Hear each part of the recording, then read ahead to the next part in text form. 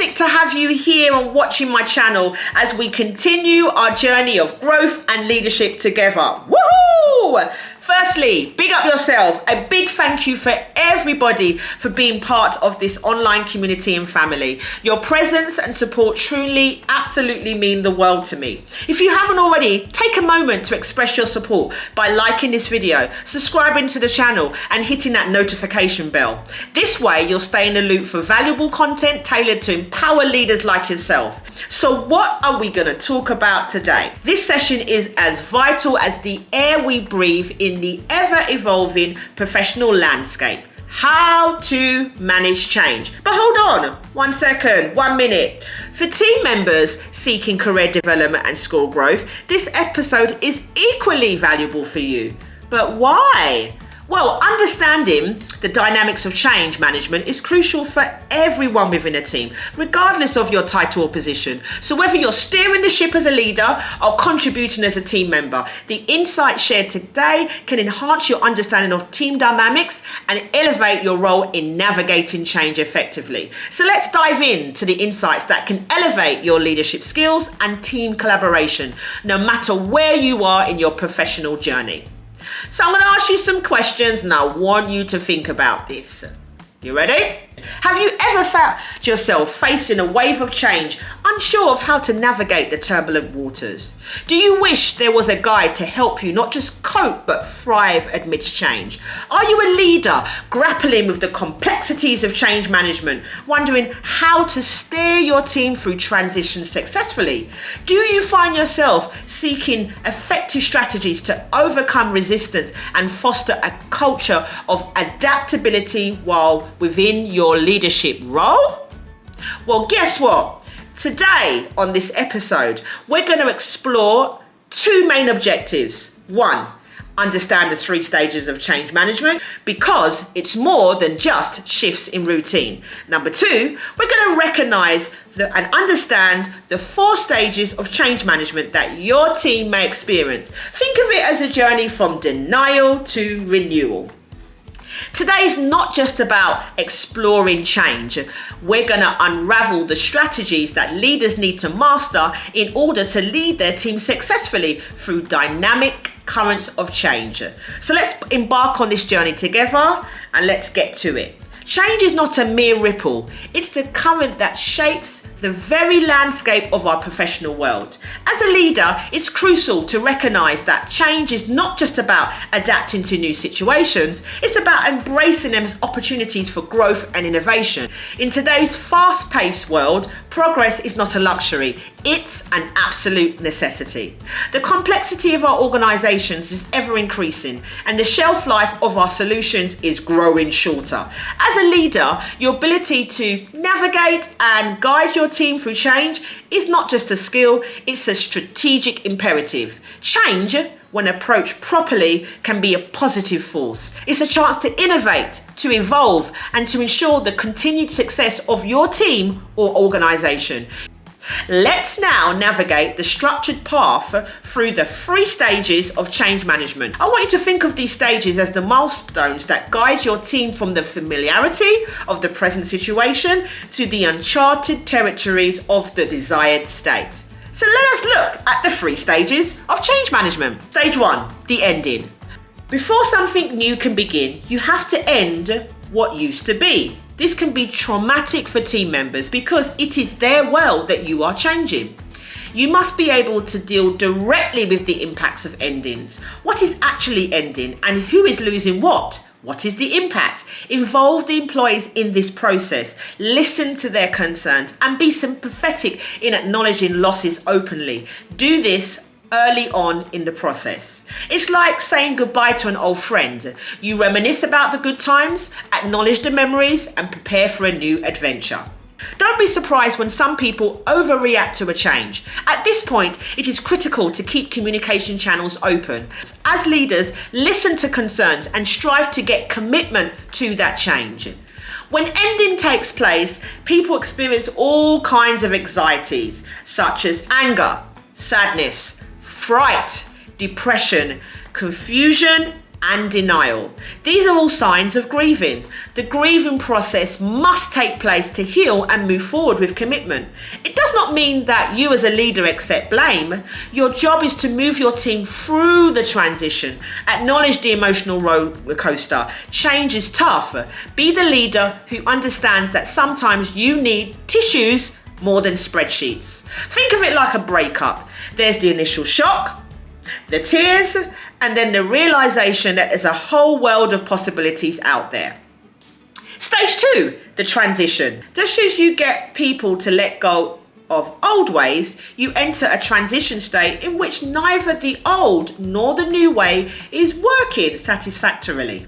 This part of the transition process is probably the most difficult for you to manage and get through intact. It's here that motivation falls apart and anxiety rises. Ambiguities exist and people seem to divide between those who want to rush forward and those who want the old ways back. There are 2 things you need to do. First, get everyone through the transition in one piece. Second, capitalize on the confusion by fostering innovation. Transition is like a team building camping trip. It's uncomfortable in the beginning, but it's where you discover who can build a fire out of sticks and who brought the marshmallows. Another way to provide strength during the period of transition is to rebuild a sense of belonging and identification within the group. Everyone needs to feel that they are all in the same boat together. Communicate and give feedback to the group to keep everyone connected during this time. Stage 3. New beginning. A start usually signifies how you bring people out of the transition. A start could be announcing a date for the change to be implemented, a decision, or a ribbon cutting ceremony. A start signifies a new beginning. The new beginning is the final phase of the transition process. You cannot force it upon the individual, but you can encourage, support, and reinforce the acceptance of the new beginning. Before we dive more into understanding the intricate ways employees experience change, I'd like to take a moment to connect with you, my viewers. If you're finding this video enjoyable and helpful, please show your support by giving it a thumbs up, subscribing to our channel, and you can ring that bell! Ring that bell! Yeah, ring that bell. Your engagement is crucial and it keeps the valuable content flowing. I also want to ask you, what topics would you like me to address in future videos? Your input not only guides me, but also shapes the content to cater to your needs. Let's build a digital online community and family of learning and growth together. Just for fun, how about tossing in some creative hashtags relating to managing change into the comments? Let's make this conversation even more engaging and dynamic.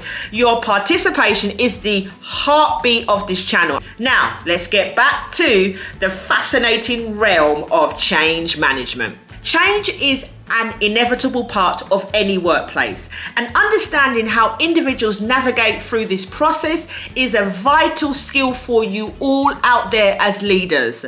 Let's explore the intriguing journey of 2 members, and we're going to call them Selena and David, as they go through the natural 4-stage change process.